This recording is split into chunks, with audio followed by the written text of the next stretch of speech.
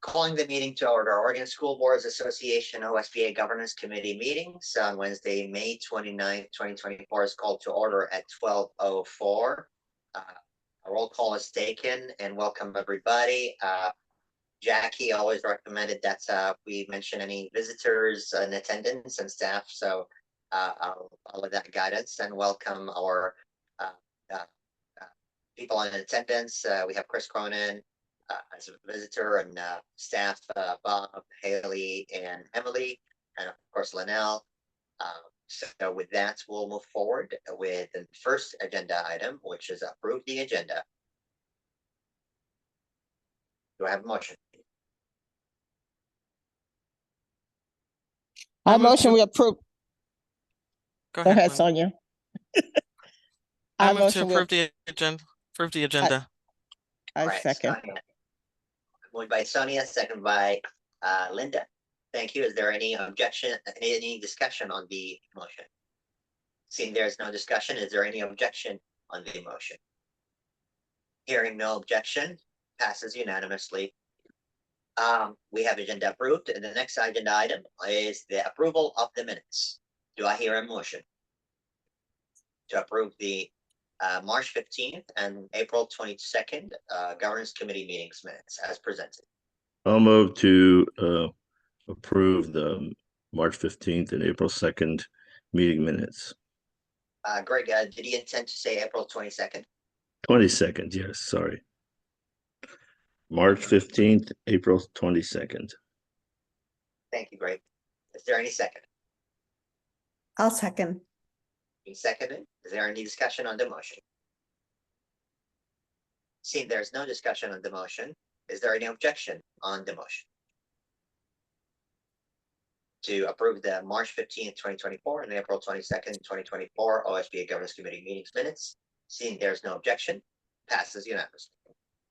Next item on the agenda is Executive Director Evaluation Timeline and Process. Oh, that's on me.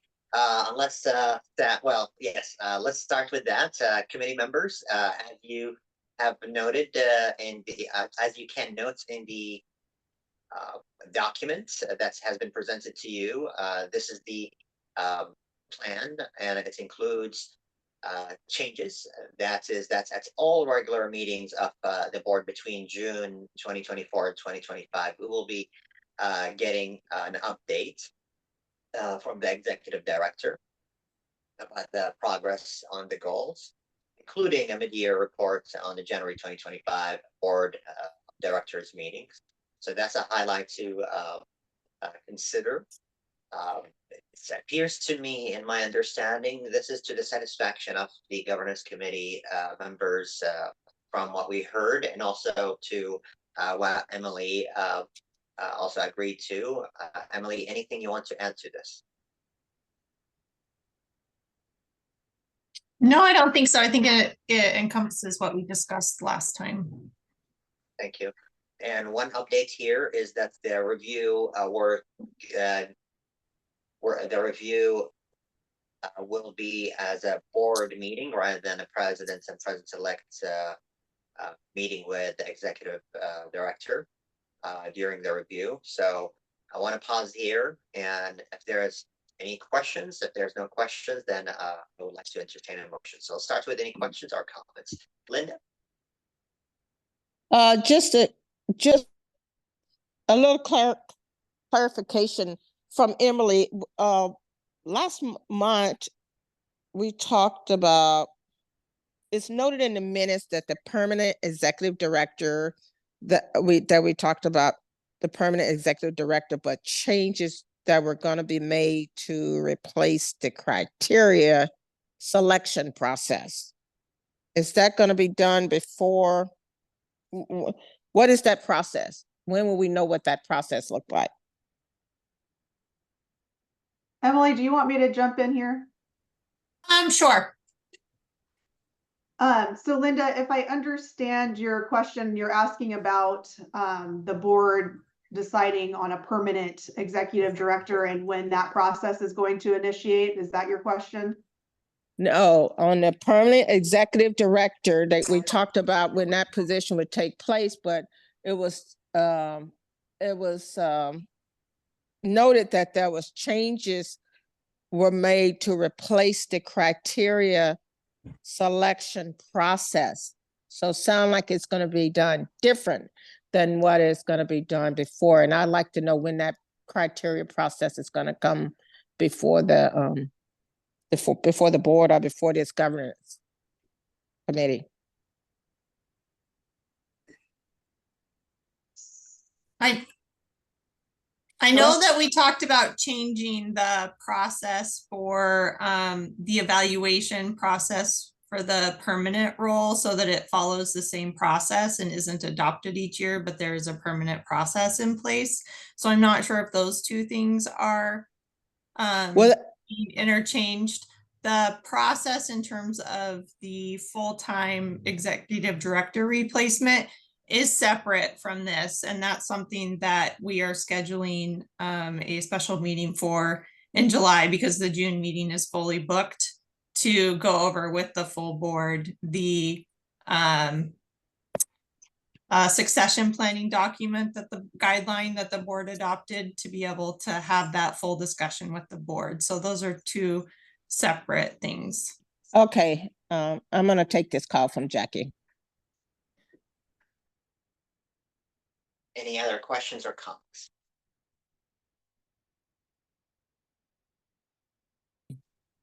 Hey, Linnell? Linnell? Yes, Jackie said, can you send her the link again? She can't find it.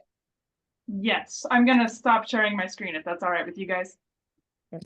Absolutely. All right, Emily, I think that might be it, because it says the criteria selection process. So I guess that criteria in these minutes are referring to the evaluation criteria or the selection of the executive director.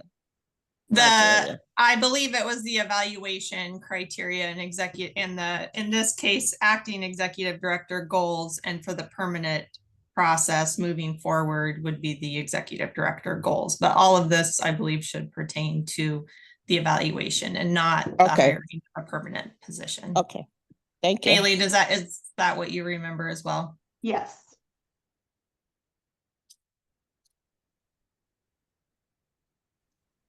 Okay.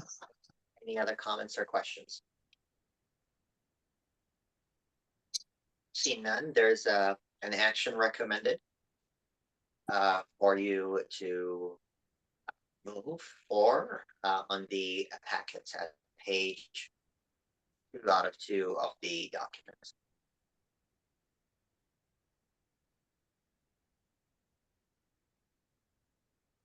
I move to recommend the acting executive director evaluation timeline and process for 2024-25 to the OSBA board as presented. I second. Any discussion on the motion? It's been moved to recommend the acting executive director's evaluation timeline process for 2024-25 as to the board of directors as presented. And seeing there's no further discussion, we're going to enter to a vote. Is there any objection on the motion? Seeing there's no objection on the motion passes. Next item on the agenda is bylaws review and discussion. And I will just remind us that we will be discussing 4 topics: ex officio officers, ex officio advisors, executive committee authority, caucus accountability, officer eligibility. And with that, maybe Haley will lead the discussion. Thank you. Yes. Linnell, are you able to share screen again? Okay. So I think what I'll do is go through my memo that I provided to you first, and Linnell can show you the language as we go through that. And I'll just go through all of them, and then we'll come back and take each section one by one to see if there are comments or questions or discussion about them. So the first change here is just to make it clear that association and OSBA are the same thing. They're both used in the document, and rather than going through and just picking one, we just made it clear here in the first opening section that those mean the same thing. So when you see association or OSBA throughout this document, they are interchangeable. So that's not a substantive change. Then the next one, I believe, is 3.5.4.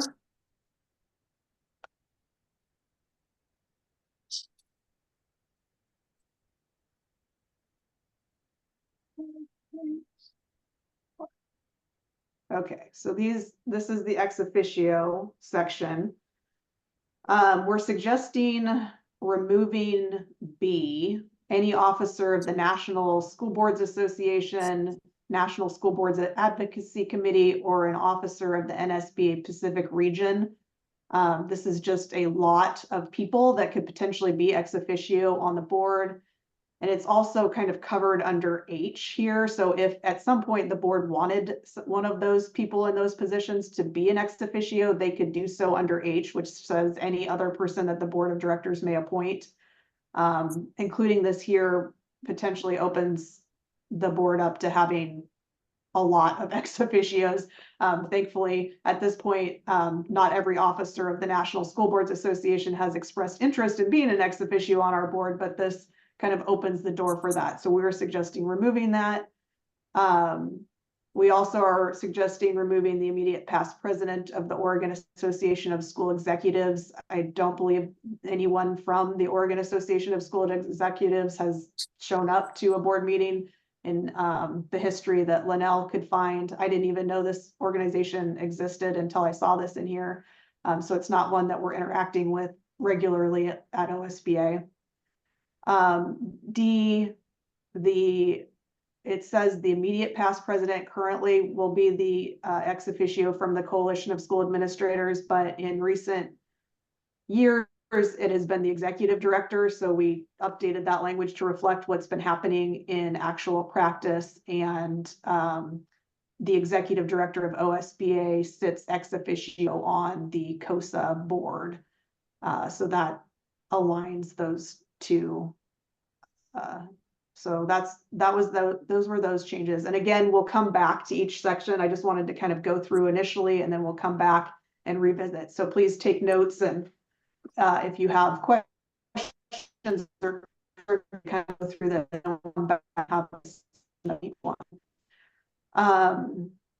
At the request of this committee, we added some language here about executive sessions with respect to ex officios.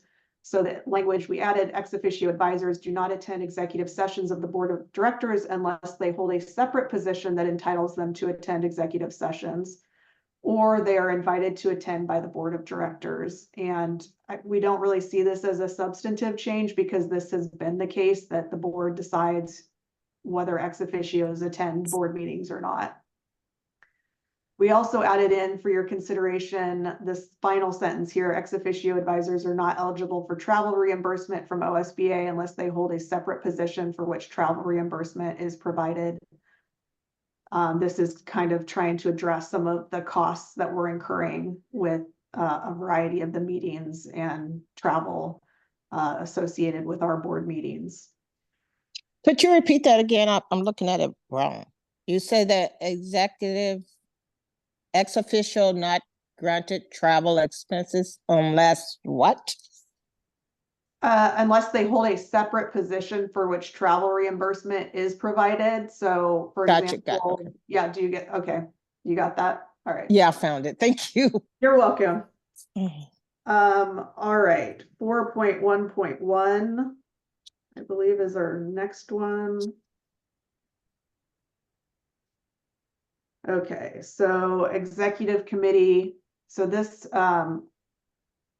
there was a member of the governance committee that last time, or maybe a couple, that expressed concern about the time that the executive committee takes to report matters to the full board. And so we added in this requirement that the executive committee notify the full board within 2 weeks, if possible.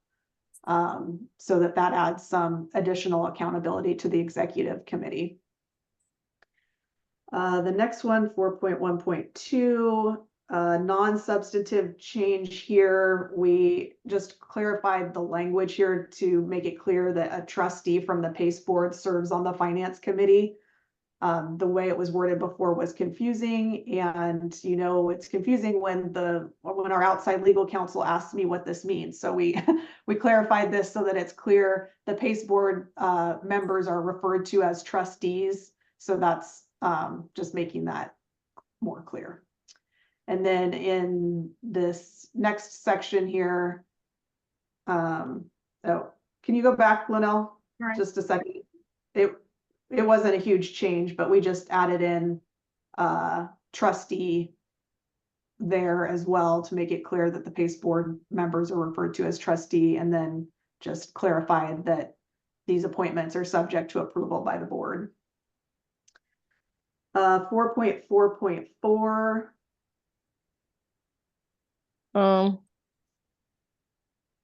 caucuses. So what about 4.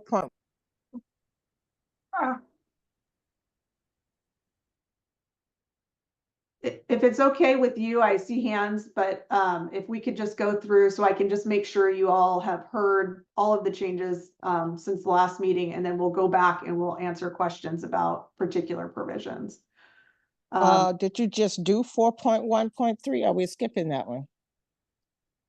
Can you go up, Linnell? 4. It looked like there's some changes in 4.1.3. So there were no changes from the last meeting. We're only reviewing the changes that are new since the last meeting.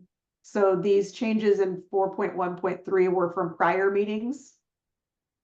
And we can definitely revisit those things. What I'm outlining right now is just the things we've changed since the last meeting that we had. So if we want to go down to caucuses, 4.4.4. 4.4.4 said caucuses shall be added or eliminated to this provision through the amendment process described in these bylaws, but there was not an amendment process described in the bylaws. There is a process in a guideline, and so we just updated this provision so that it's accurate.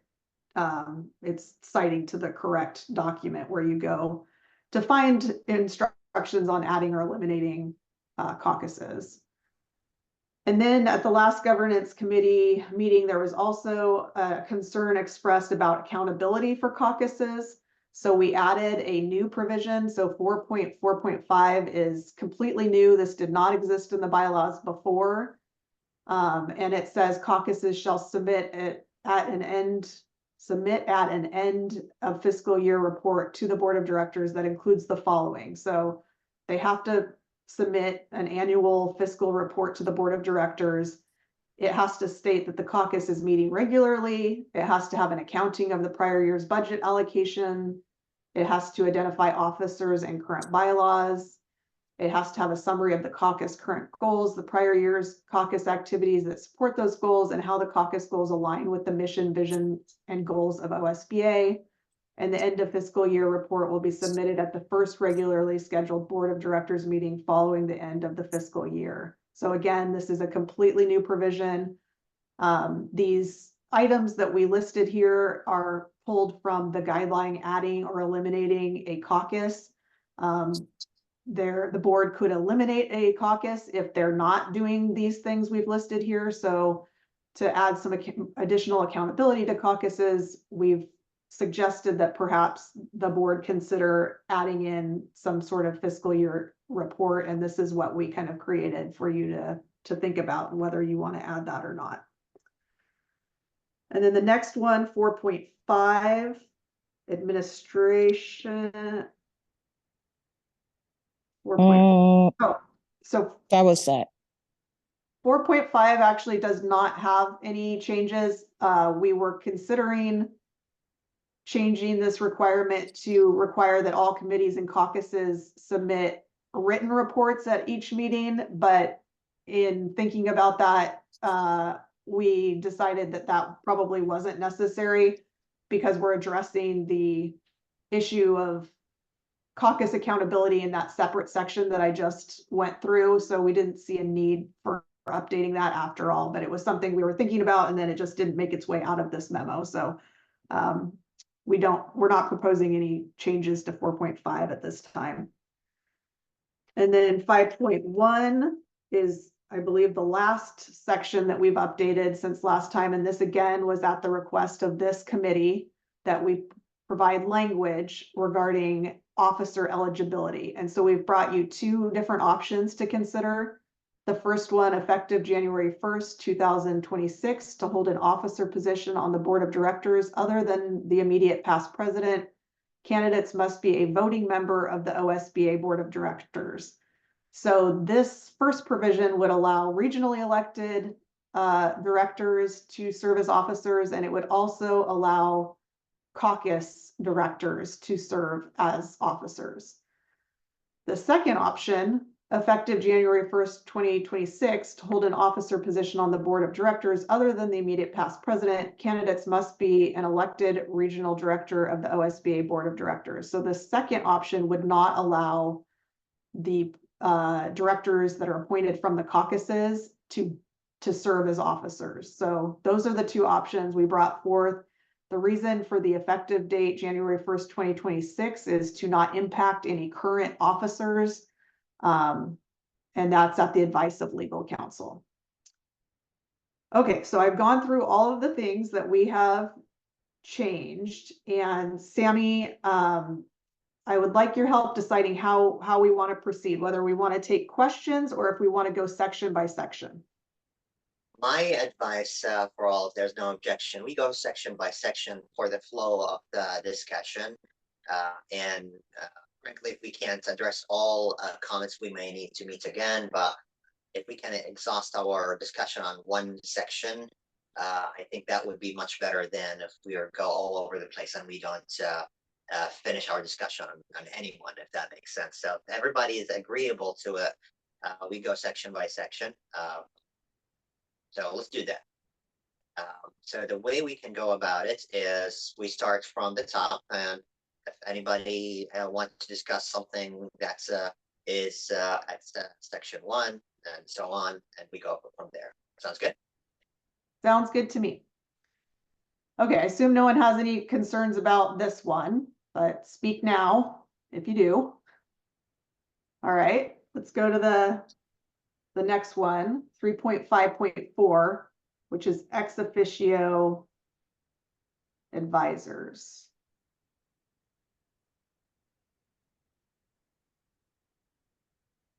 Okay. Linda, did you have any comments about this section?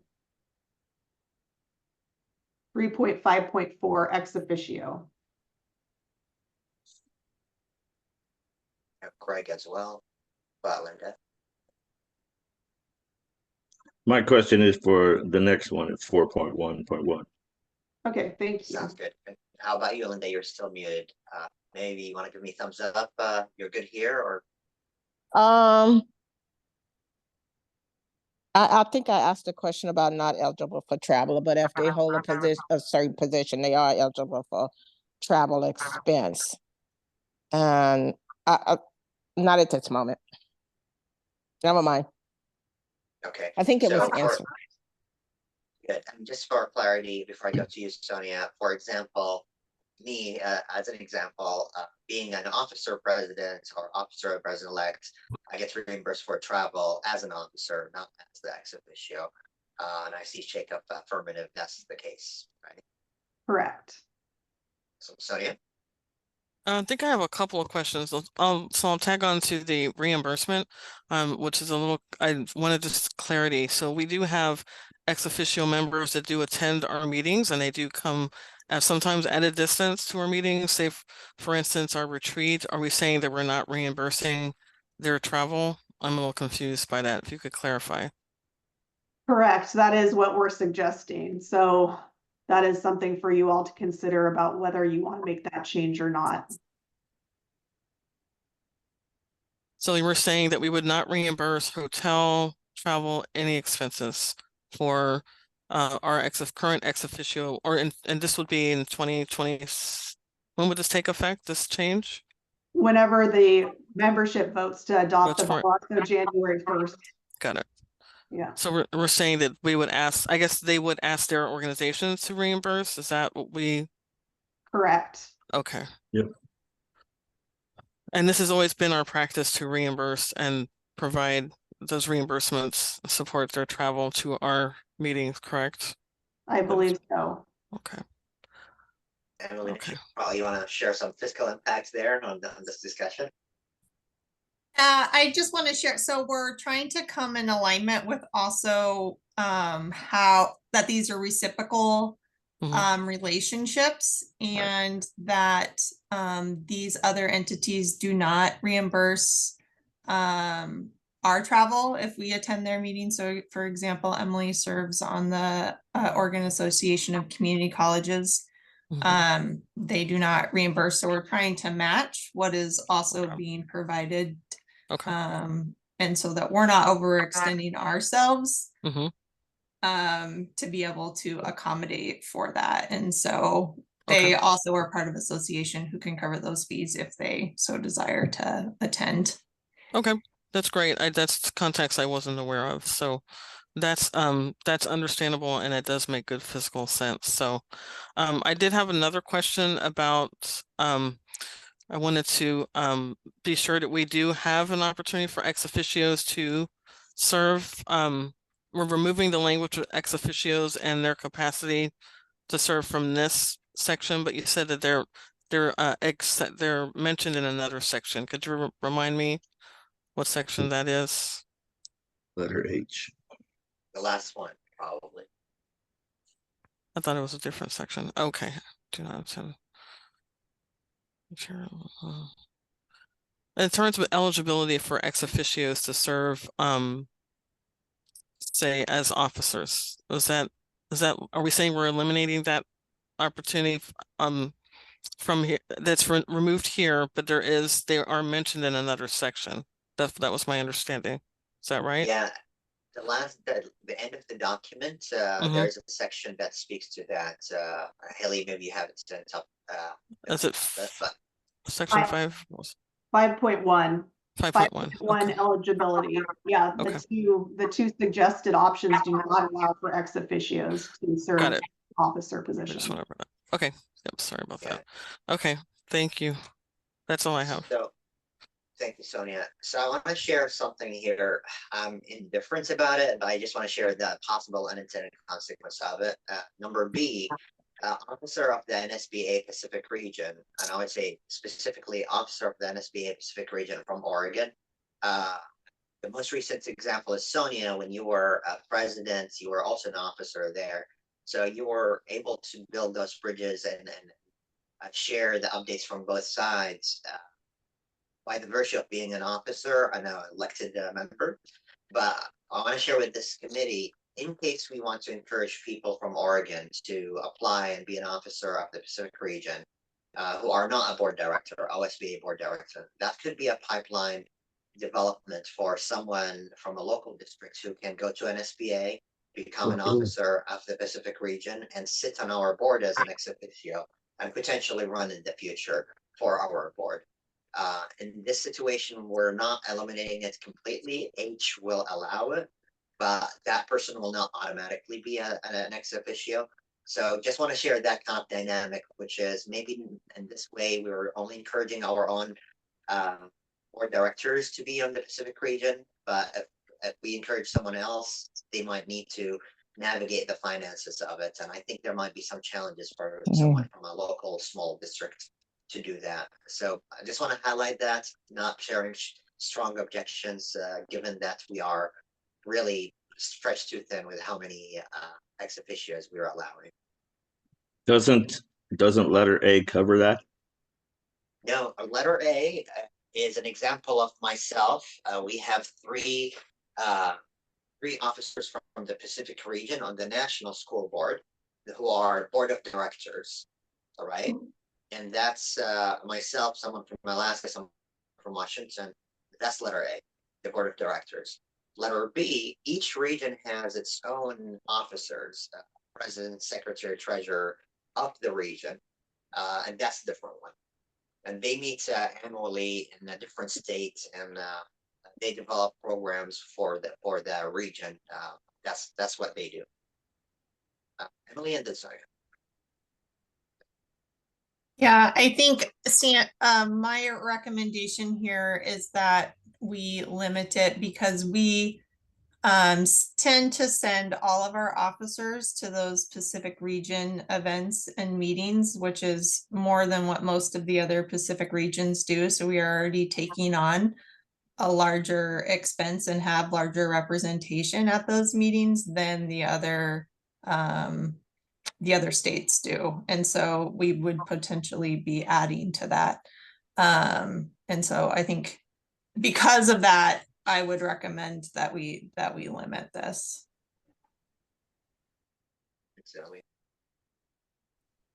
I see Sonia, your hands down, Greg, and then Linda. No, I'm still waiting for 4.1.1. Sounds good. Linda, I'm good. right, next section.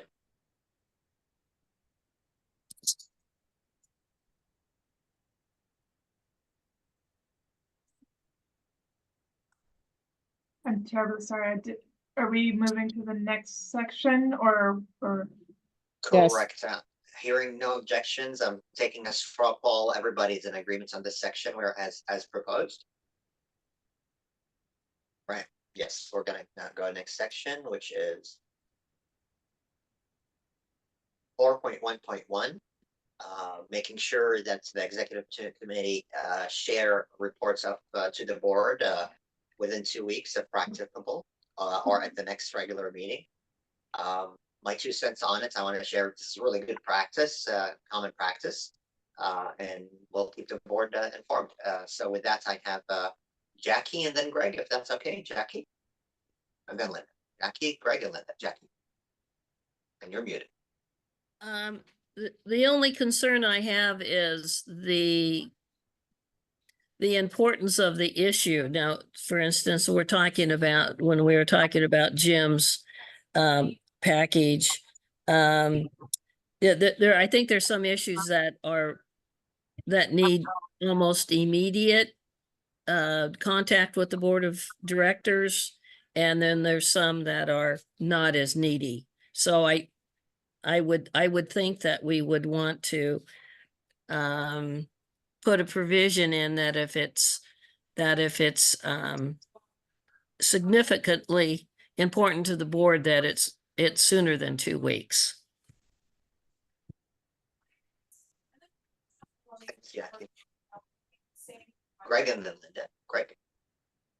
Yes, my concern is that the last part of that sentence says, or at the next regular board meeting. So it kind of states that you can either do one or the other. And so you can either notify within 2 weeks, or you can have it at the next board meeting, which sometimes might be a month or 2 down the road.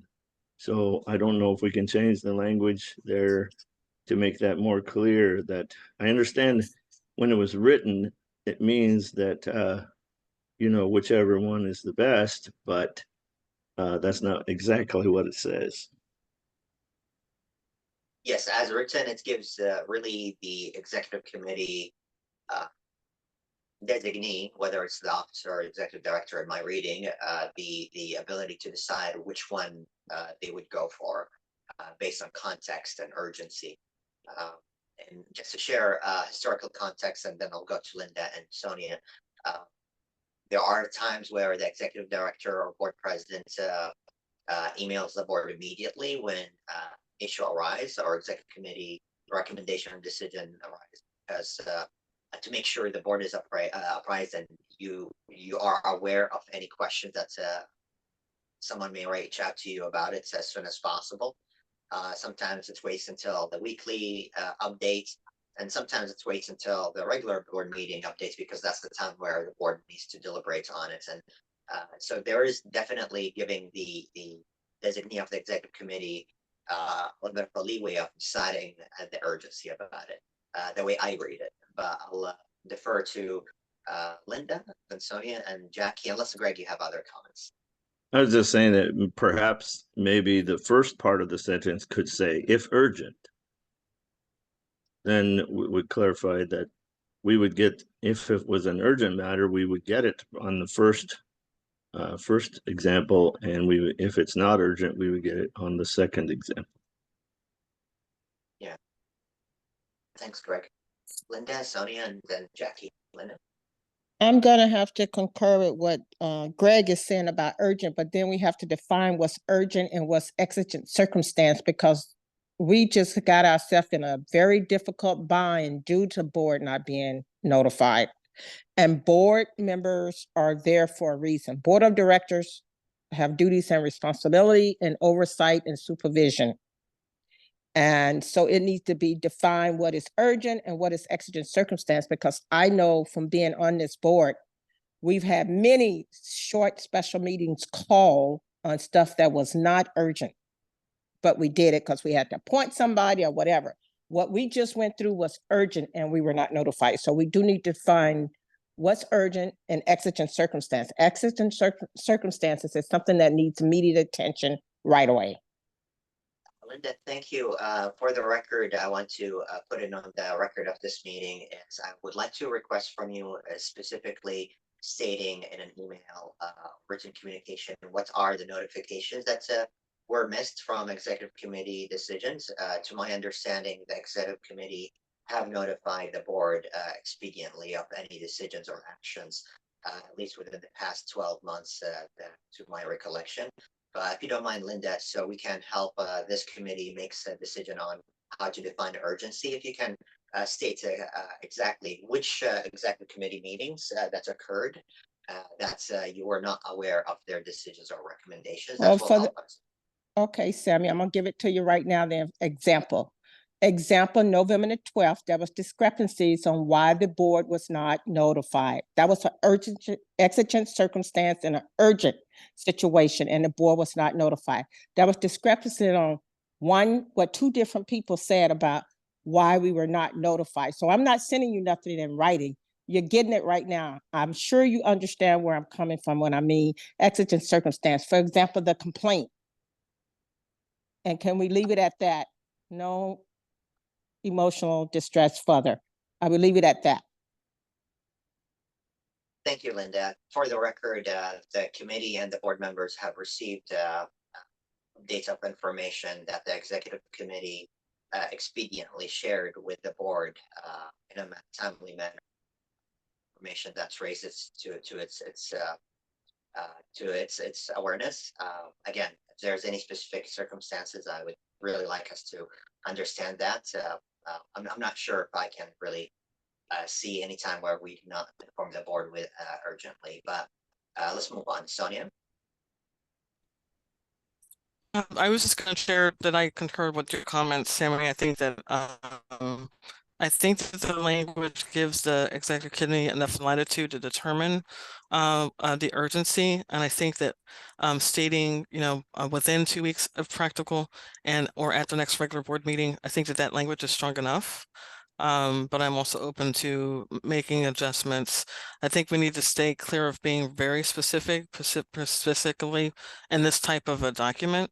But I feel that in my experience being on the executive committee of the last 4 years, that this is strong enough language, and I'm glad to see the update. Thank you, Sonia. Sorry, Linda, are you still, do you want to speak, or shall I move to Jackie?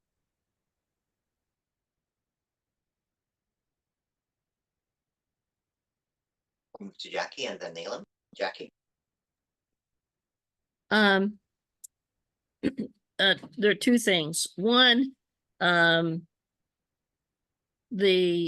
with what Greg had to say about whether it's or at the next regular board meeting, I'm not sure is necessary, because it doesn't the executive committee automatically report their meetings to the board at our next board meeting? That's question number one.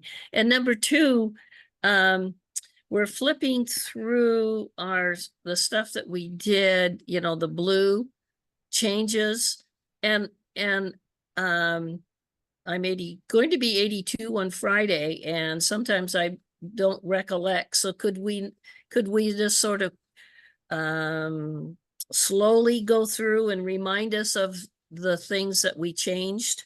I don't want to take a lot of time, but I just would like a reminder to make sure that that it's what we want.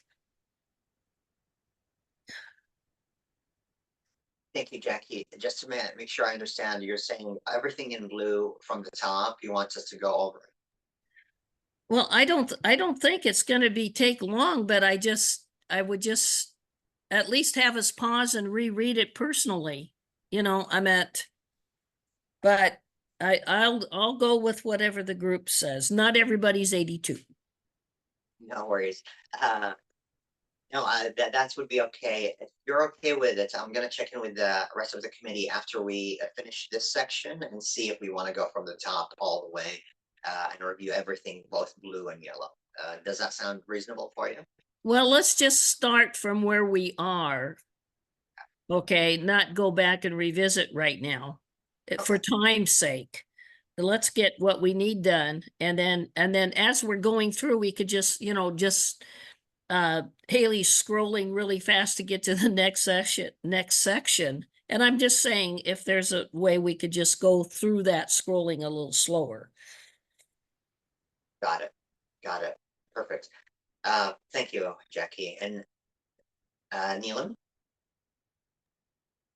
Yeah, I just wanted to, again, I know I've said this in the past, but thank the executive committee for everything that you've done. I know it's a lot of work to be on an executive committee.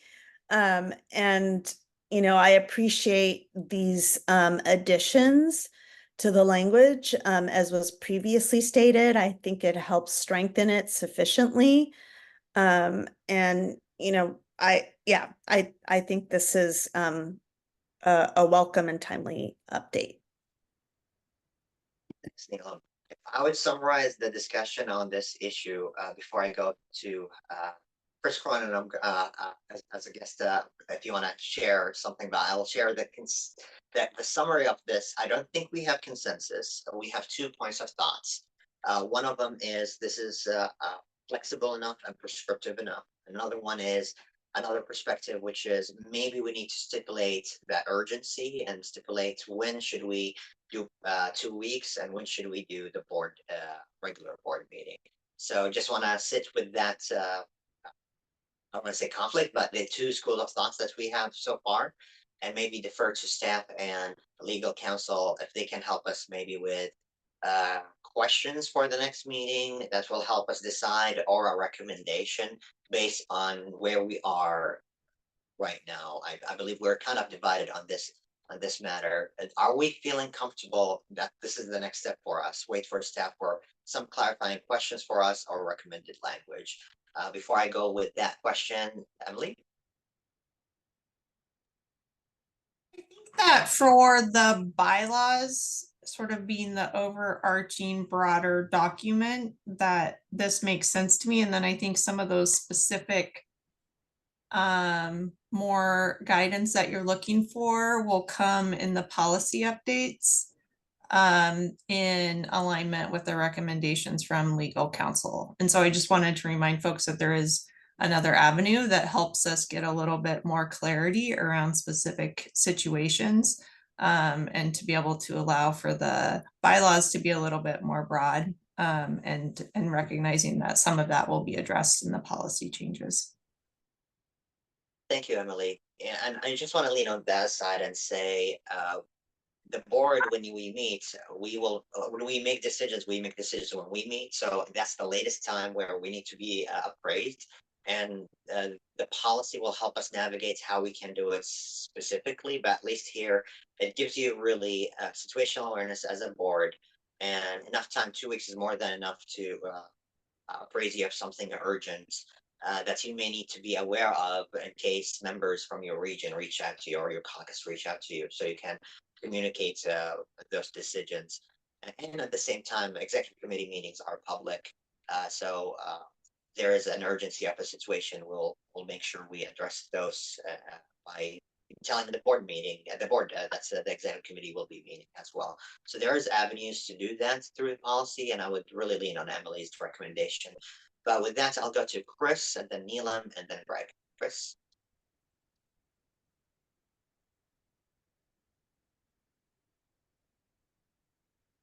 Chris Cronin. It might be an accidental raise of hand, Chris, unless you're muted and you want to speak. Probably it's accidental raise of hand, Greg.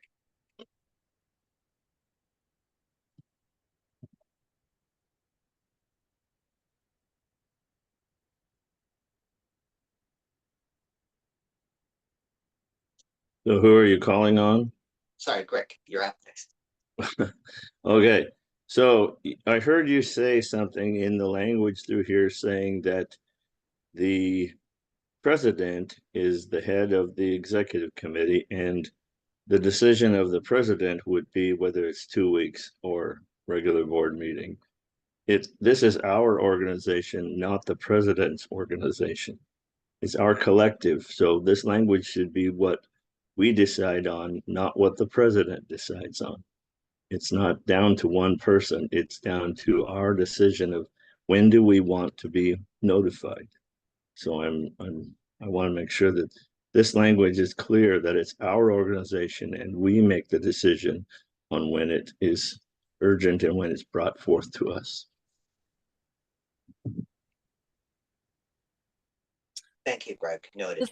Mr. President, I apologize. I'm in my car and I'm having a little bit of trouble with my phone, but may I make my comment? Please go for it. I'm not a member of this committee, but I have been a member of the executive committee. And Greg, to your comment, Greg, and I appreciate the discussion.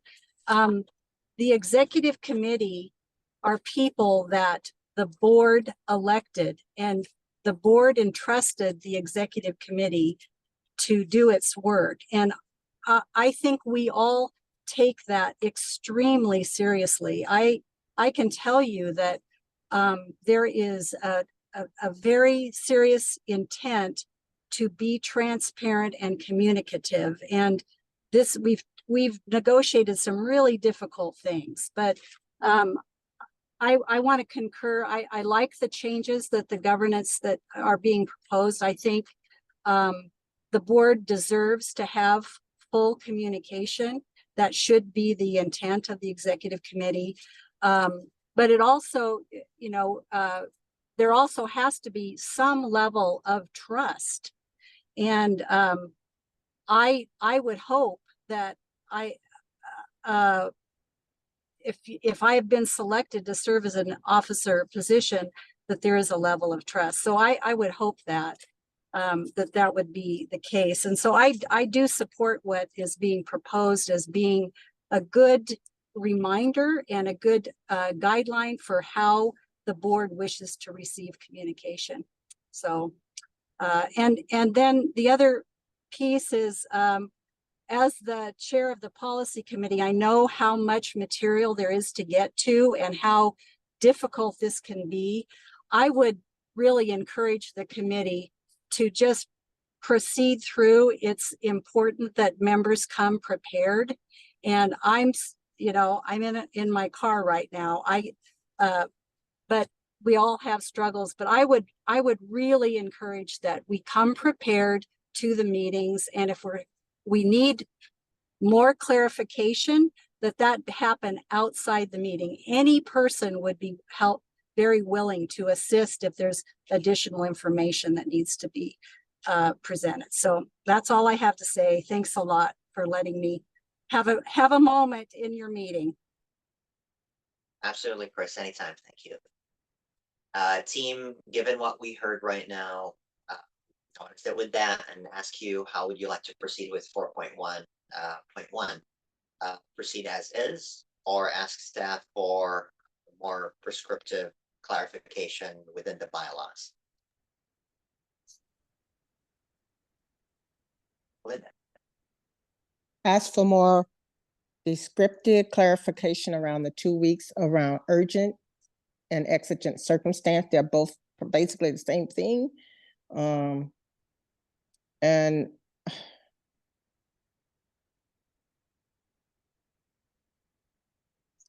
this is a very important piece due to certain circumstances that we have dealt with. And again, I will stress that the board is not just the board of director, not just the board of director that's given away all authority to the executive directors and the president because of us trying to build a level of trust. We are all there to make sound decisions. And there is nothing that prevents from a quick special meeting or reaching out to the board on exigent circumstance. I'm gonna have to concur again. I said, this is our organization. We're not here just to be placeholders at the table and not make any decisions until after the fact. Please, let's work on developing a level of trust and being very transparent. And I'm going to get off here. I'm going to have to take a break myself due to some circumstances of this meeting. I had to go breathe. Thank you, Linda. Thank you. Let board member, committee members who would be in agreement with the recommendation that staff comes in back with a recommendation that's more prescriptive on 2 weeks versus regular board. Could you maybe raise your hand and say if you would like to do that? And I'll ask those who would like to keep the language as is. So first question is, those who would like us to ask staff for more recommendation of more prescriptive language, please raise your hand. I can see Jackie's raising her hand. I'm assuming Linda.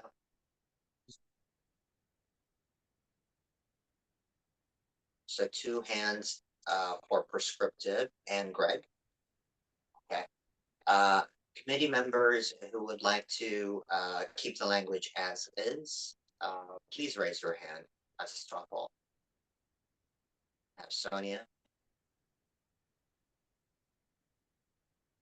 And I have Anila. And Don, are you committee member? No, are we missing any committee members? I'm just listening for my policy committee thing because the things tie into each other. Okay. And I'm a voting not member, so I'm gonna raise my hand to make it more complicated, and we're 3-3 equally divided. This is really important for us. We gotta recognize Excuse we're me. equally divided. So I would say yes, Linda, please go ahead. I thought you were a non-voting member. You're ex officio. Thank you. Did I get that right or wrong? I'm sorry, I came back on. Did I get that right or wrong? Are you a voting member or not? Not in committee meetings. Linda, thank you for the question. As a committee member, the president, as an officer, is a voting member on every committee they attend, or in every committee, including this one. So we are equally divided, and that's okay. That invites us to actually have more discussion. We can't ask staff for action unless we have a majority of us who would like us to do that. So I want to sit with that and ask the team, do you want us to deliberate and labor this more, or put a pin on it and move on? That's my recommendation. We can labor this more, where we can reach a compromise how we want to move forward, or we can put a pin on it and agree that we're not agreeing on it. So I'll go next to Neelam and then Greg. Neelam.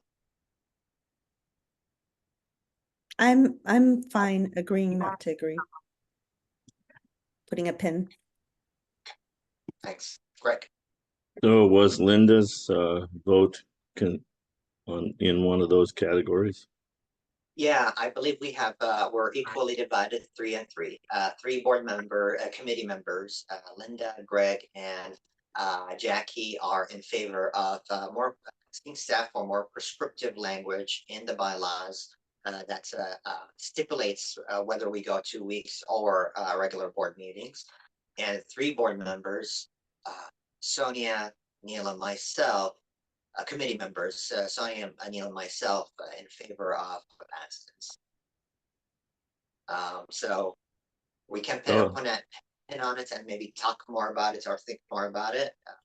And I just wanted to make one more comment and then I'll be done with this subject. But I'm not the illusion, what Chris was alluding to, it was about trust. I am not saying that I do not trust the judgment of the director that's in charge of this organization.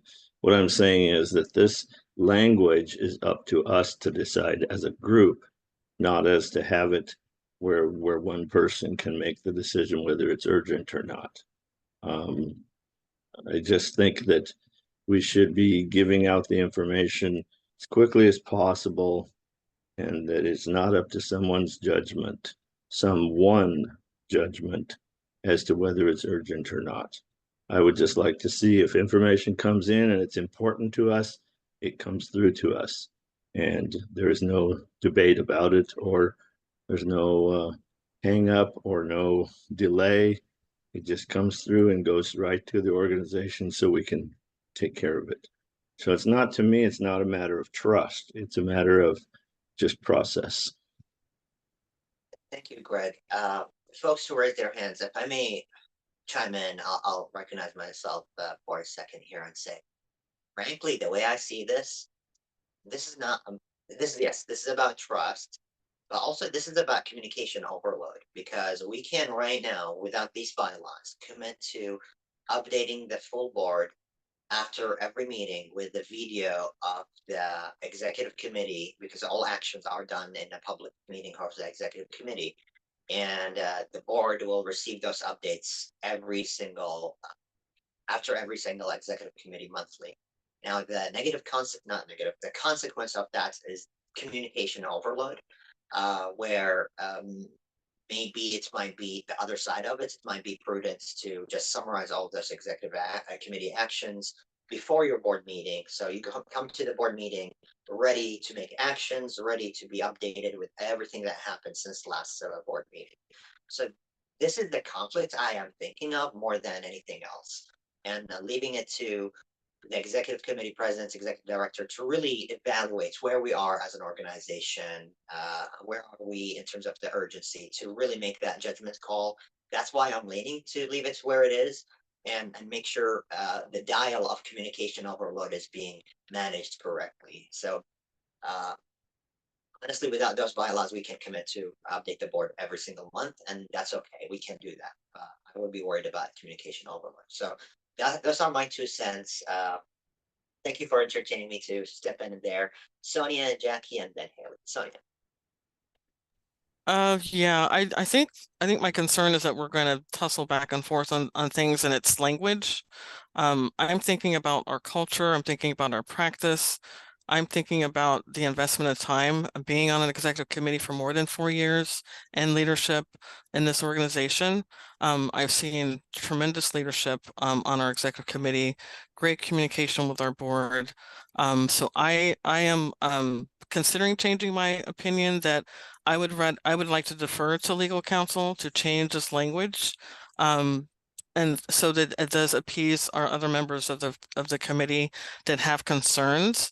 However, the language should not be prescriptive. It should be a little bit more, whatever we can do to adjust the language that gives them comfort that is going to be addressed. And as was stated by Emily, in this type of language, it cannot be directly prescriptive. It could be maybe a little bit more specific, whatever we can do to change the language. However, the things that are still going to be maintained, there needs to be trust. If you have sat on this board the last 5 years and you've elected the leadership that you see before you, that has not changed. The integrity and the work that goes into being in the time invested in that should also be considered, because there's a great deal of time and effort that goes into being in leadership in this, and we take it very seriously. So I'm going to change my vote because I don't want to get stuck on language.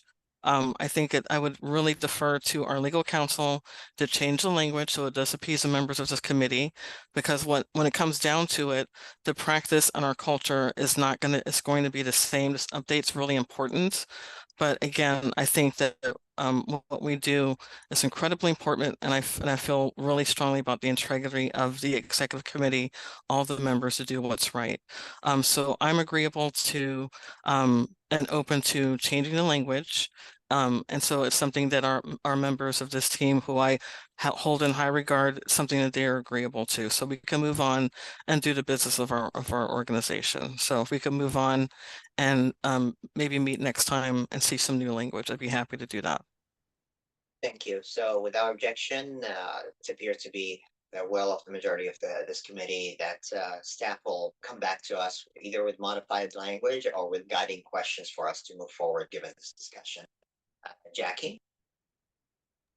I just want to say that it's not that I don't trust, it's not an issue of trust. It's, as Greg said, it's an issue of process.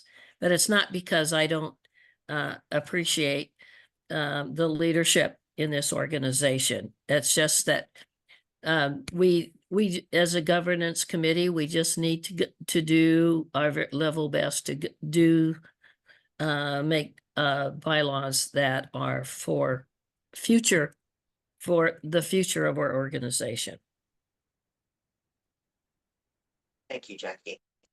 All right, let's move on to the next section. Okay, I doubt anyone has any concerns about 4.1.2, just clarifying the trustee language there, but let me know if anyone wants to talk about this section. All right, 4.4.4 caucuses.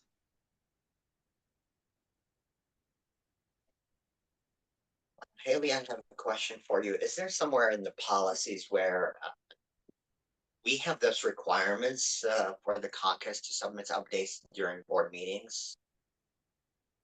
I'm not aware of any requirements of the caucus other than what we've just created here. There is this guideline adding and eliminating a caucus that I'm aware of. And Linnell, if you're aware of something else, let me know. But to my knowledge, there is not anything additional. And we were actually having some internal conversations about maybe creating some additional guidance for caucuses. But that would be in a guideline rather than in the bylaws. Awesome. Question about the eligibility of eliminating the caucus. Are we giving the board decision to eliminate some caucus that has been established by the bylaws? Is that the intention of the eliminate of the guideline that we have in 4.4? So the language that's highlighted here was already in the bylaws. Caucuses shall be added or eliminated to this provision through the amendment process described in these bylaws. There is not an amendment process described in the bylaws, but there is a process in the OSBA Board of Directors guideline adding or eliminating a caucus. So we just changed the reference. So we're not changing anything substantive here. We're just pointing out that the process for eliminating or adding a caucus is actually in a guideline and not in these bylaws. And that guideline might be changed by the board subsequently, correct? Correct. The board would ultimately, if a caucus is added or eliminated, that would be by board action. Okay, and the guideline itself also is controlled by, so right now we're enshrining the guidelines as a reference in the bylaws, but the guidelines themselves can be changed in the future by the board itself. Correct. Okay, that's all what I wanted to know. Thank you. So Bob, Greg, and Jackie, and then you. I appreciate this, and I'm sorry that I didn't raise this earlier when reviewing this. I believe that 4.4.4 was meant to refer to the bylaws amendment process, that a caucus would be added by amending the bylaws as it has in the past to include the different caucuses. And I think there might have been some value in that because it affects other provisions of the bylaws, like the number of directors that are referenced. And so I just wanted to flag that as something perhaps worth coming back to see whether there is some value in specifying that the addition or elimination of a caucus requires a bylaws amendment. Thank you, Bob. So what you're saying is we may want to revise it, so the guidelines will stipulate the board will recommend a bylaw change to the full membership shall they want to eliminate a caucus, correct? Well, that is the way it is now, and if the idea would be to create a process where caucuses could be added or eliminated through a process other than amending the bylaws, then that might require some additional revisions to the bylaws to account for that. And that's something that I can follow up with Haley afterwards to talk through. Sounds good. Thank you. Greg, Jackie, Neelam, and Linda.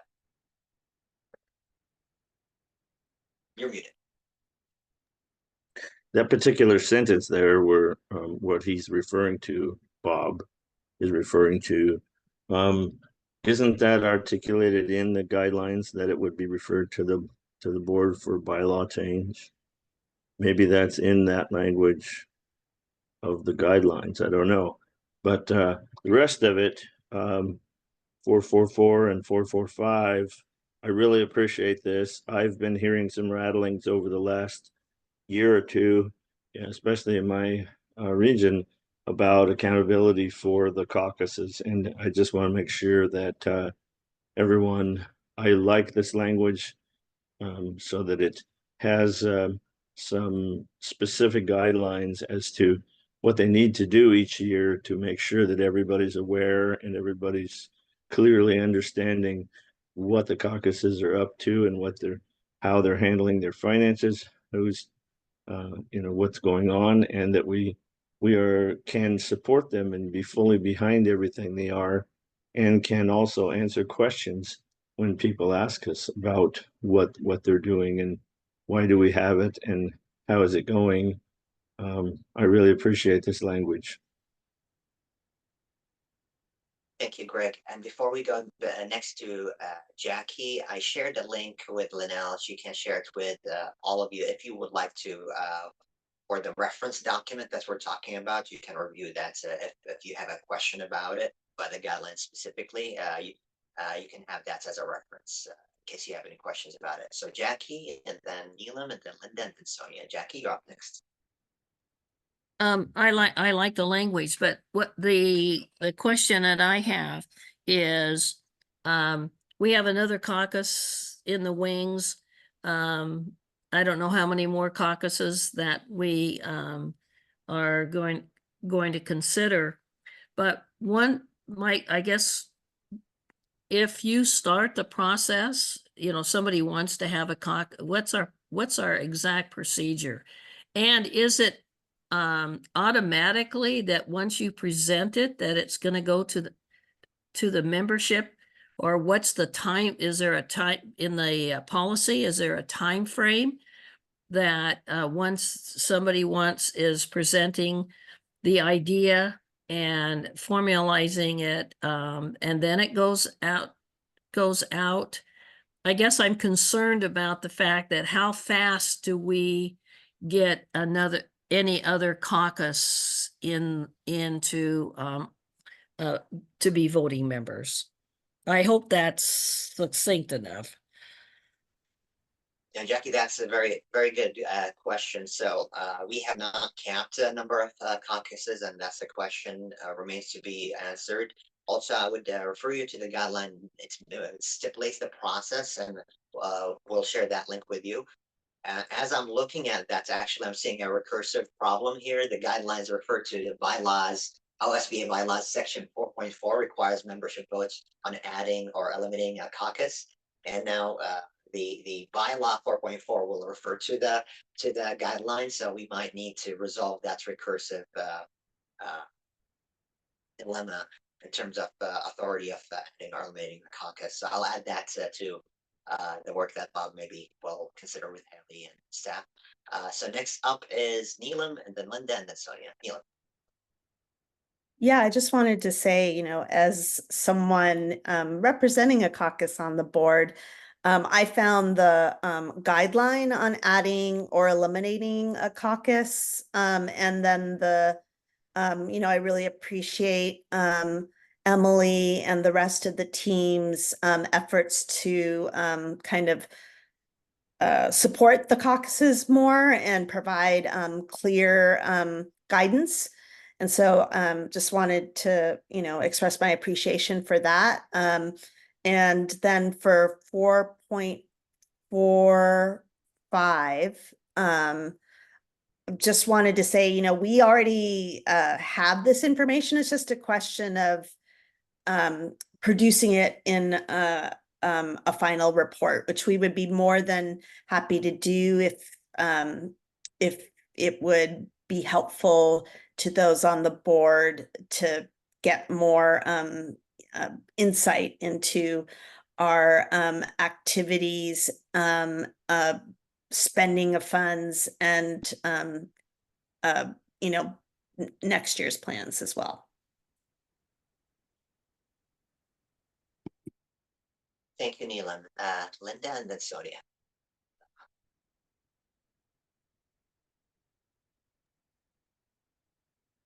So we integrated this into the bylaws. Is the policy going away? Because if I'm not mistaken, there was a policy put in place when the Caucus of Color was formed.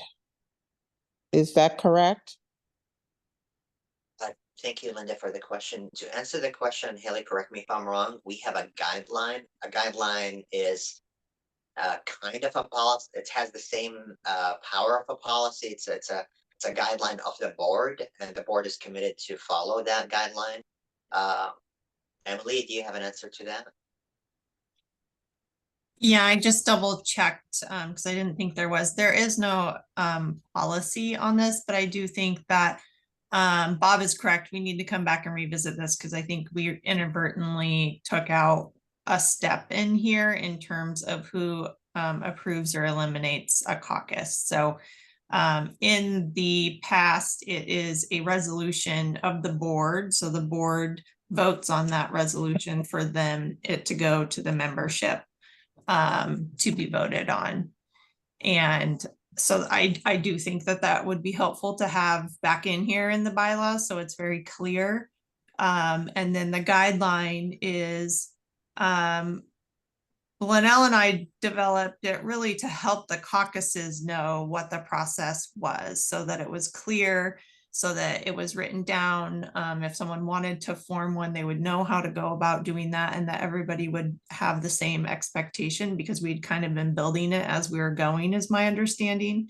And so wanting a little bit more clarity on how to do that, and what the process would be. And then I think the next step that Neelam was talking about is Linnell and I and Haley were going to work on how some guidelines around operating as a caucus and expectations. And we would put some of this in there just so it's really clear for those folks, because they are trying to run independently as independently as possible, with as little staff resources. And so having really clear expectations that the board agrees on would be really helpful, I think.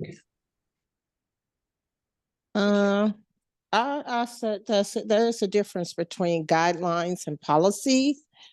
I just recall, and I'm pretty sure it is because I recall seeing it in my OSBA manual. And so there is a policy, and that policy, you could call it a guideline, but it's written as a policy on going about how you go by eliminating caucuses and how you go by starting a caucus. And I don't know if that guideline is being used. I don't know which one the rule of caucus used to build theirs, but there is a policy. I'm not going to call it a guideline, but it gives direction, but I think it was a policy. I have to find it just to make sure.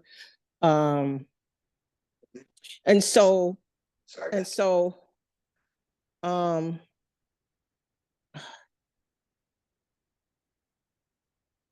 and so when the Caucus of Color was developed, I don't recall if it went out to the members or if it just went to the board of directors for vote. It went out to membership, Linda. Okay, thank you. Yeah. So thanks, Linda. So yes, I concur with Sonia, and you can go to the caucus website page, and you'll see the resolution that's went to the full membership. And to the first point, I would concur with Emily Nishik. I checked the policies. I don't see any policy there, but if you see one, Linda, please highlight that. Neelam and then Neil. I think I forgot to take down my hand. I'm so used to, like, sometimes it lowers it for you and this doesn't seem to. So, but I did also want to say that, you know, we also do, we've gotten in the discipline of making sure that we send all the minutes, we share our schedule with Linnell, and Linnell is fantastic about providing reminders. And so we're making sure we're fully compliant with public meeting law and all of those requirements as well. Thank you, Neelam. So this one will go back with staff for further revision without objection. Next section.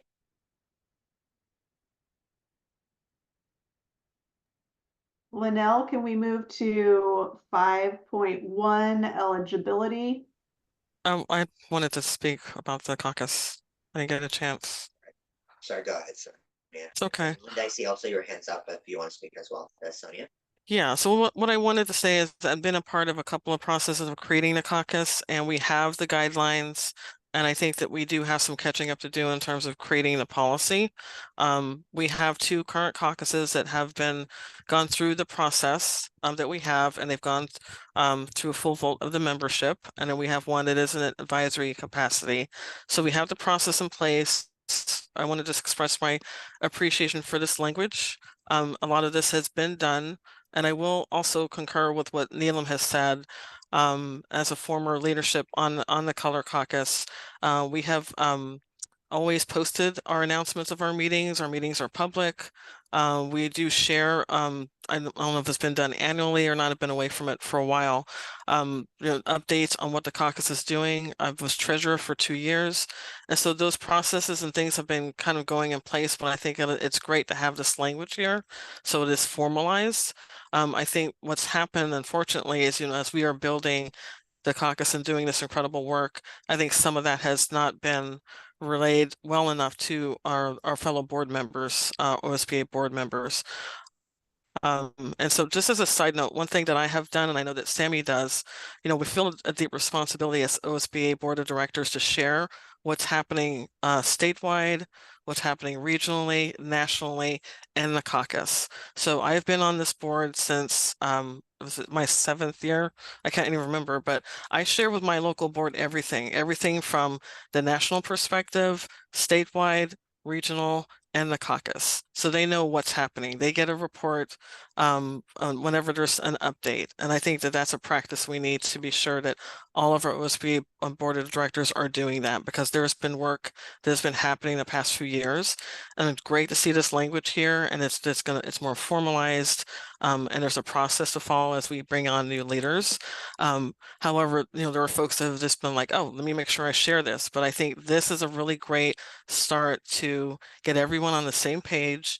They know where to go to find information about all the caucuses, when their meetings are, looking at their meeting their reports, looking at their finances and things. This has all been in process. We've had great leadership on both caucuses that are currently running, and the advisory.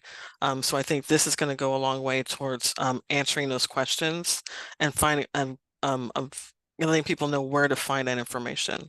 It should all be on our website. So that's all I want to say.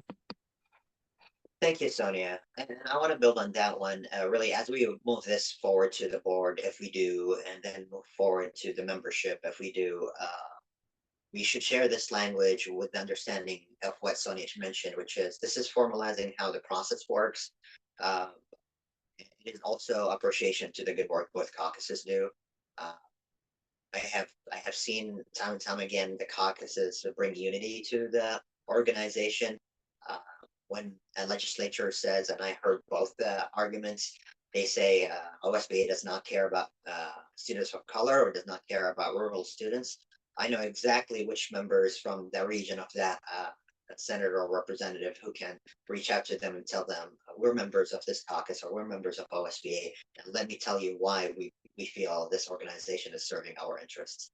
So really, it's important to elevate the importance of the good work of the caucuses are doing while we are formalizing this language to make sure the caucuses are effective and addressing on the needs. So really, that messaging is going to be important. Linda?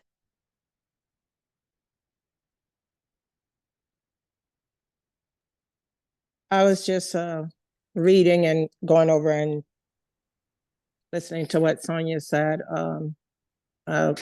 Nothing further to add. It does say guidelines of adding or eliminating that caucus in the manual, but I don't know what if guideline is policy to them, but it's not written like a policy. It's written up like guidance, directions, like a guideline. That's what you guys refer to.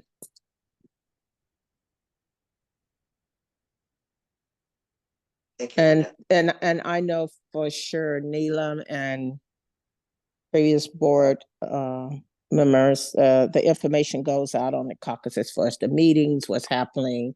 But I will say that there is room for improvement on no matter what caucus is developed, but the rural caucus just started, but there is room for improvement on the caucus of color from my leadership experience and from my experience of attending the meetings. But I'm sure, as Neela noted, they're very transparent, and as Sonia said, there should be no problem for anyone on the board who have concerns to get the information from the caucus that is needed and that is outlined in the guideline if necessary. I'm pretty sure that's no problem. They're can be very transparent there. Thank you. Folks, I'm not feeling well. I need a 5 minutes break. We can have 5 minutes break for all of us, or I can hand it over to either Haley or a board member to continue the meeting. I just need 5 minutes if we're ready to move on to the next section. Are we okay with 5 minutes break for all of us? All right, let's take 5. We'll be right back. I'll take 5. Thank you. 1:31. See you soon.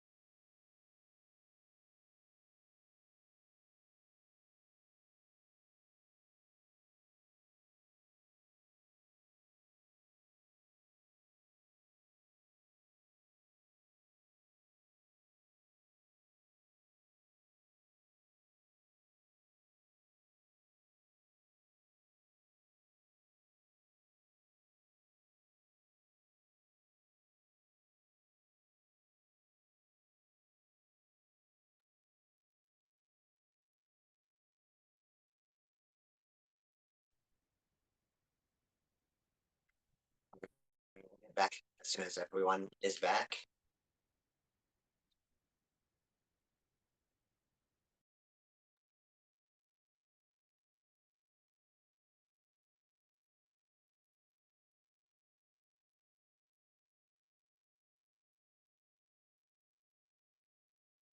All right, Neelam and Linda, give us either a thumbs up or let us know that you're here.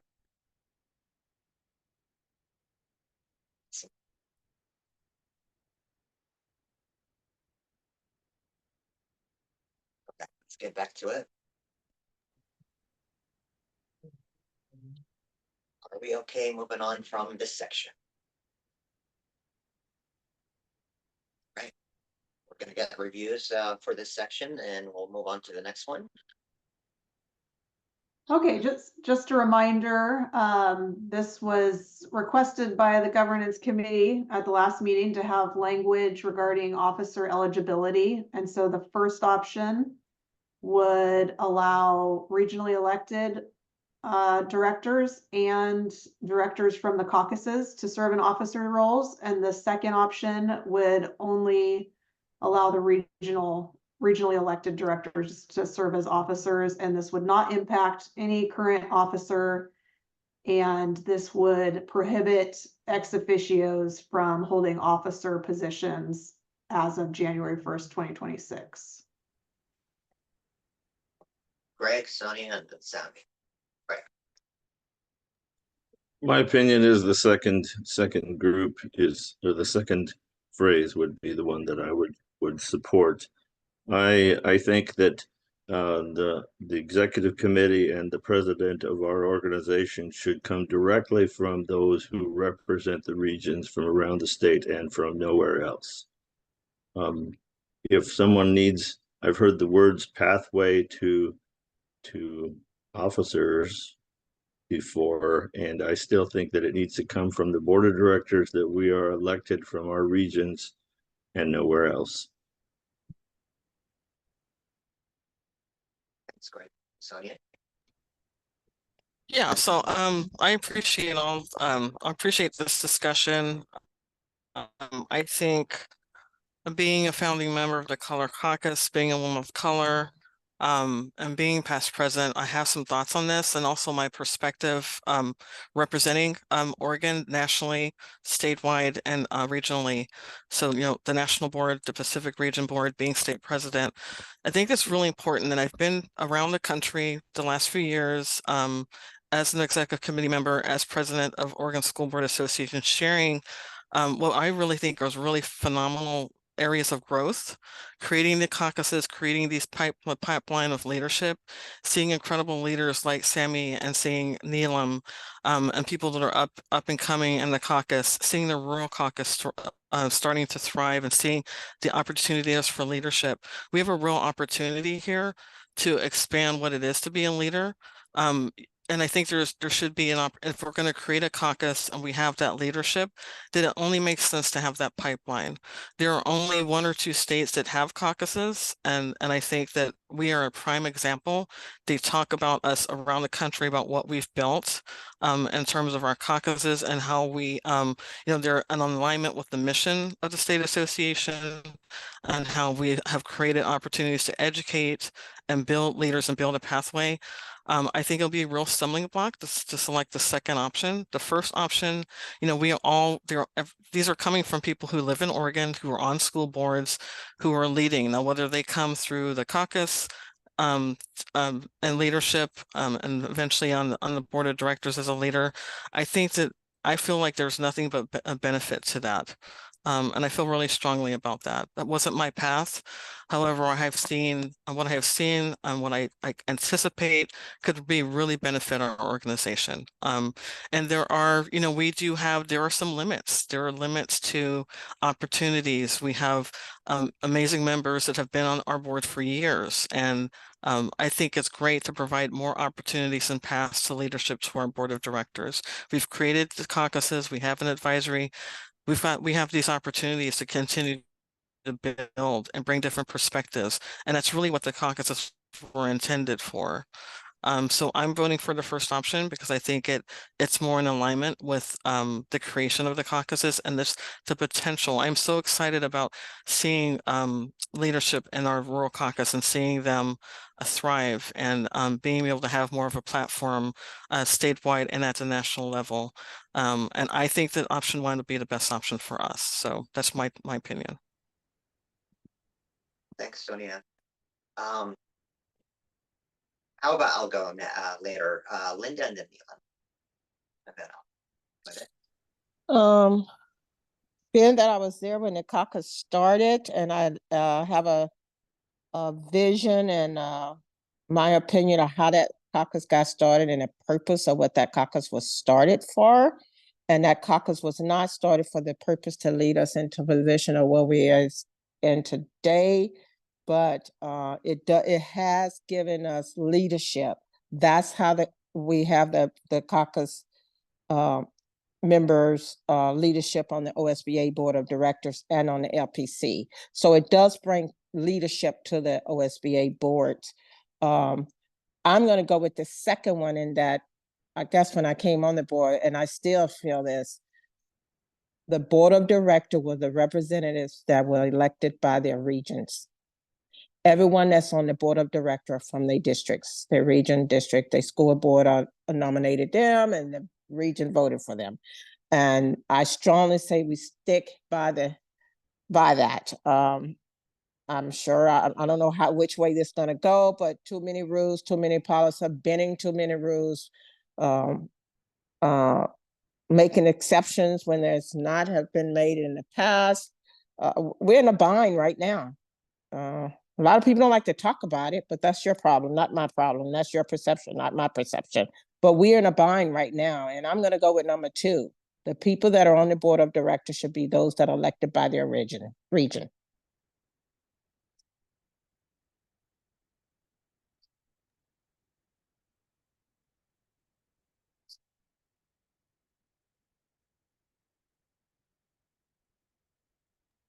Thank you, Linda.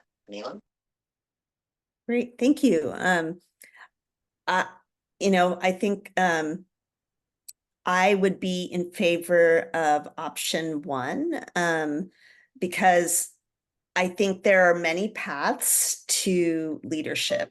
And I know the Color Caucus, part of the reason for the creation of the Color Caucus was to encourage that pipeline or that pathway to board membership and executive committee leadership as well. And I just couldn't agree. I'm so excited to see the Rural Caucus form this past year and also provide a similar pathway for those members as well. So, I don't want to restate what others have said before me even more eloquently than I could, but I'm in favor of one because, I don't see this as an either or, but an and, as I think I've heard in the past from others. Thanks, Neelam. I don't know how many of you were there in September during the retreat. And Jackie, I'll get started and then I'll defer to you, Jackie. I don't know if you remember during the retreat when there was a provision that was under consideration similar to this language, and I stood up and spoke. I'm a better person and a better officer, a better OSBA member because you allowed me to serve as your president. And usually you want to speak to the issue, not the person, but I'm taking this really as an example. I might be not a good example, not the best example, or maybe an example that we can use to see where we should go. And here's what I see myself have grown into from a caucus president who saw the opportunity to build bridges across different regions. Gentleman who was in my region, Terry, I think he served for a very long time. I did not want to run against him.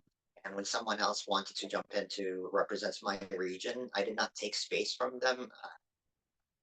and make sure to encourage them and support them, and at the same time supports members of different regions for their priorities. It gives me a really the interest of not only serving my members of the caucus, but also working with regional directors, building bridges. And frankly, that's why I believe I gained your trust when you voted me in as your president 2 years ago, right? And this will be the only time that it's ever happened and will ever happen if we vote for either one of these two options. I do have a third option that I want to recommend, a modification to one of them. That will allow the following. If you ever become a caucus president, your responsibility is to represent your caucus and share the voice of your caucus. But also your responsibility is to be a trustee for what's best for the OSBA organization at large. An organization that's predominantly represented by regions. And if you do that well, and the majority of the board of directors, which is majority of the regions for sure, decides that you should or you could serve as an officer, then there have to be an opportunity for them to do that without taking space from another regional director. In my example, from Lynn Benton Lincoln region. That's where I want to caution us. If we create one of these two options, you'll create an unintended consequence of an officer, a caucus president who wants to step into an officer to actually compete with a regional director. Also, either one of these options, if we go for the option one and we say caucus, if you say caucus representative, that caucus representative will compete with future leaders from the caucus. And I know even in regions like Multnomah, Sonia from Multnomah, Scott Rogers from his region, or Maureen from her region, they were representing the full organization, but they kept their position on the region. If we say you have to stay as the caucus representative, you create that kind of challenge as well, that they need to continue to represent their caucus and be an officer. And that's where I want to recommend maybe we look into 5.1 to read as such. To hold an officer position on the board of directors other than immediate past president, candidates must be a voting member of OSBA board of directors at the time of their election to an officer. Which means just like how it happened to me, regardless if I'm an ex officio or not, at the time I was an officer, at the time of the election, I was a board member, just like my peers. So you know that caucus member, you worked with them, they have been a voting member alongside with you during that year. And if the majority of the board, most of them all regions, say we want to elect that person, then they become an officer, they have responsibility of representing the whole organization. And they leave space for a future caucus president to do that. So Shell Nealon decides to be an officer. She's not going to tell the vice president, I want to stay in as a representative. Could you keep me as a representative? She'll encourage that caucus member to represent the caucus.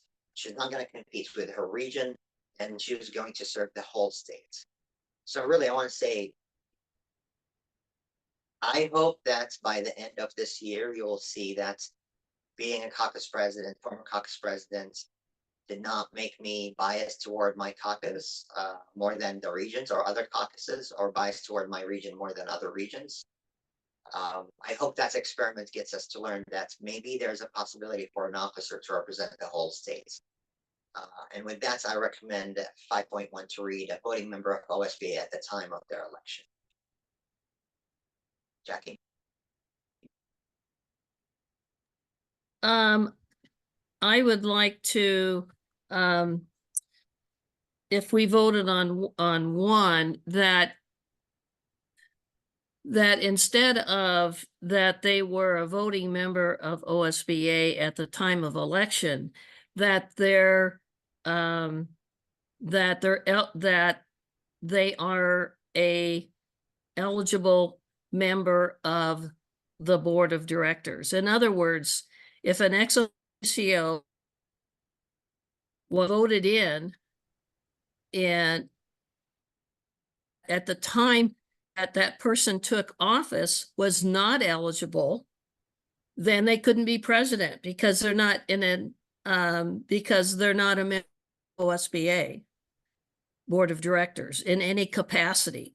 So I don't believe it should be that it was, they were eligible at the time of the election, but they're eligible at the time they take office.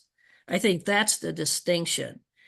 And Sammy, how many members of the governance council are here as official members of the council? We have 12 members and we had 6 votes. So my question is, how many are voting members of this governance council present? I think we're at 6 members, voting members present. Is that Linnell correct? Is that the total number of members on the governance council? Is 6? I believe that those are the present. I don't have the count of our council in front of me. We're right missing here, a but couple. I believe We are we're missing a Jeff. couple. Jeff I and believe 9 is the total. yeah. Okay, yeah, thank it you, or not. thank you. Yep. So here's my problem. I don't, this is too important of an issue right now. And we don't have a full board, number 1. And number 2, I think that this should go to the board of directors. I think that this is such a monumental change in what we're doing. And I think that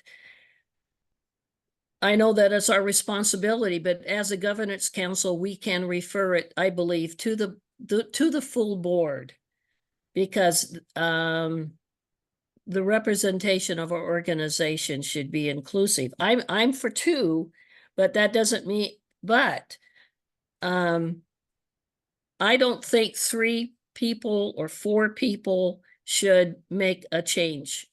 And we have 2 alternatives, or actually 3 now, with some caveat, Sammy's and mine. That should go someplace else before we make a decision for this organization. Thank you, Jackie.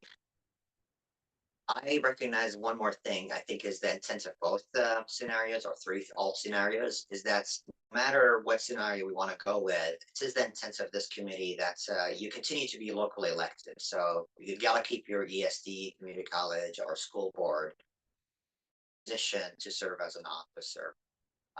Currently, that's not it's not there, according to the current bylaws. It reads, you could not be a school board member, local school board member, and continue to be an officer. So maybe that's something we need to clarify. If there's no objection from folks, that's what we want to do, is that's making sure that you are locally elected. Number 2 takes care of it, because you're not a voting member of the regional director. Well, actually, both takes care of it. Unless we go into that, at the time of election, you gotta stick to that, continue to be voting members. So just want to make sure my proposal at the time of election, still you gotta be locally elected. Sorry, that's just a thought, so making sure we're clear about that. Sonia? Yeah, I have to drop off in a few minutes here for a work meeting, but I wanted to clarify, this is a subcommittee of the boards. We are a governance committee. And Sammy, correct me if I'm wrong. So we have these items presented to us to vote on. We have a quorum of this committee. It's been calendared and scheduled. So the process is with subcommittees is that you do this work, you make you have a vote with, if you have a quorum, and then we present this to the board. Is that correct, Sammy? That's right. This Okay. committee provide recommendations to the board, and since we Great. have a quorum, we can do business right now. We can table it according to the will of this committee. Thanks.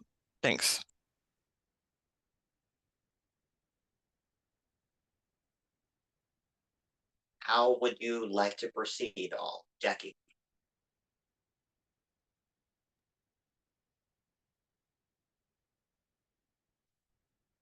Jackie, you're muted.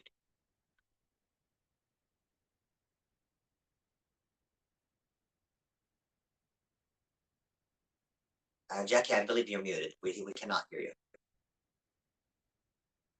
Sorry. As my understanding, we had a vote that's 3-3, so I didn't see that we had a quorum, that we would have 4-3. And I understand that we're a subcommittee and that we have a responsibility. I believe that we have the responsibility to do what's prudent for the organization and not, divided. Right now, we have a real division. I would think that we would want a larger group to talk about this particular part of our governance. I mean, we're governance, but at the end of all things. And when we present this, we're going to present it with one, or we're going to present it with two. But then there's two other possibilities. So are we going to vote on 1, 2, 3, or 4 at this juncture, and we don't have it written out so that we know exactly how the wording is going to be, so that everybody understands? Number one, I think it should be tabled at least, and then have further discussion. But this is, I think that we need to think about when we govern, when we're leaders, we have to decide, that when is it to give up a responsibility or some kind of the way things are presented to the full board, and be fully transparent in this dialogue. And I'm just telling you, I think it's monumental for this organization. This one who's eligible is extremely important. And I don't want anybody left out. Anyone any position that we're going to have, I don't want to see anybody left out, even though I have my opinion. Thanks, Jackie. Great. And then like that. Great. As I understand it, there's nothing precluding us from saying today we have these two options and a couple of other things. When we bring this to the board, we will propose all of them, and the board can make a decision. We could do that because this document we have here can be changed even at that board meeting. All the language could be completely new at the board meeting. So I'm not too worried about how we're going to vote, because if we present it at the board later on, I think it will be just fine. The other question I have is, when a person is voted on to the executive committee and loses their eligibility through being a regional director by not being on their local board, can they still serve? I mean, I know that they serve to the end of the year or whatever, but when is it? You mentioned language about eligible at the time of election. Well, if they're no longer on their board, or they're no longer on as a regional director, then how could they continue on to serve? I have questions there. Yeah, that's a very good question, Greg, and maybe Bob and Haley can answer that. My understanding is you got to keep your local. There are a specific amount of days if you're immediate past president, but for any other office, you've got to continue to be local. If you lose your local district, you lose your eligibility as a regional director, you lose your eligibility as an officer. Bill is a recent example for that. When he lost his election in May, and in June, we had to have a new officer and a regional director for that matter. So my proposal would be that you gotta be a voting member of OSBA at the time of the election, and you gotta be you gotta be a locally elected throughout the period of your service. So let's use me as an example. If this has been in 2024, And I was elected at the time, being a caucus president, and I continue to serve. Shall I lose Corvallis School District, then I cannot continue to serve as an officer, except for the not 90 days or whatever days is there for the immediate past president. So that's my understanding of the bylaws as they are, and my intent in terms of at the time of the election, just for the OSBA Board of Directors voting status, you still gotta keep the continuous membership of the local board. Anything you want to add, Bob or Haley, based on what I shared?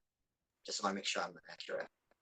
You're correct, Sammy. It's in 3.2 qualifications. Directors must serve on the board of a member of the association throughout the duration of their term, with the exception of the director serving as past president. And then I would add to that, that the way that these are currently written, the person in the officer position must maintain their position on the board of directors in order to remain in their officer position. And so if something happens locally that causes them to be ineligible to continue as a director, so that they're no longer a director, then they additionally would no longer be eligible to continue as an officer under this as it's written, with the carve out of the immediate past president, because that occupies a different role that hopefully everybody understands. We can talk about that if you'd like. So I do want to make sure that we're clear that as written, this is not limited to, eligibility is not determined solely at the time that a person is elected to the position. They have to maintain that eligibility throughout the term in order to remain in the officer position. Neelam? Yeah, no, I thank you so much for that clarification. I think we've had instances before where people have had to leave the board due to, the loss of elections or other circumstances. So that makes a lot of sense to me. I do want to apologize. I do have a hard stop at 2 p.m. and we'll need to leave. Emily? When we were having this discussion around the language for number one, I did just want to note that we tried to come up with a solution that would treat caucus representatives on the board similar to a regionally elected. So if we go that path, they still have to be elected and stay elected to serve in that role. So therefore they're being treated the same as a regionally elected who also have to continue to be elected to serve. And so it really puts it in the hands of the caucus to decide if they still want to have that person representing in order to stay in the officer position, so that we aren't treating those two things differently. And so I think that was when we were having the discussions around how to make this make sense, that was part of it, is if the board decides to take this route, that they are treated similarly. Thanks, Emily. I want to add to that. I see Linda. I want to add to that, Emily. The single member regions add another member, but they still both need to be elected. And I'm thinking the caucus also have they are kind of a single region member, and we don't add another elected member from the caucus when they become an officer. So I'm just thinking about the equity of that as well. The burden of a single region member to be an officer and a regional member has been resolved by adding another member. But for the caucus to take that responsibility of representing both a caucus and an officer, it's even harder because it's a full state. Linda, Neelam, and then Greg. I'll be quick. Emily, could you shortly explain why you treat the caucus as the district members on this, those that are elected by their districts to serve on this board? Why you feel you want to give the same courtesy and same pipeline treatment to the caucus? Just for my record, could you explain that? It was more around that they have to continue to be elected by the caucus to stay serving as an officer. So just like a regionally elected has to continue to be elected by their region to remain on the board. So rather than having that position rotate out, the caucus could decide that that person, they want them to remain and serve as a representative on the board so that they can continue through the officer path. So we would have to change the bylaw or change I think it's not the bylaw, because the caucus is the president. So you would have to change that the president is not the only person on the OSBA board that can serve as the caucus. They can send a representative, is that correct? Because we've been having just the president. Each, it's determined by their bylaws, so each caucus currently is doing it slightly differently, who their representative is on the Okay. board. So if this change happened, they would have to make that choice. Okay. But you, so you, I guess I was asking, tell me, I want to know, you're making this recommendation that the caucus have the same pipeline and courtesy as those elected by their districts to serve on this board. I guess I would like to know your perspective behind that. Why? We just provided the two options that were asked of us, and when we were trying to figure out how we make the path for the caucus members to be officers, that was part of the consideration that we talked about, was how do we that's why it says in here that they must be a voting member of the OSBA board, and they are elected by their caucus to serve in that position, similarly to how the regionally elected are elected by their region to serve in their position. And so it would really be determined by the caucus how long that person gets to serve, and if they continue on as an officer.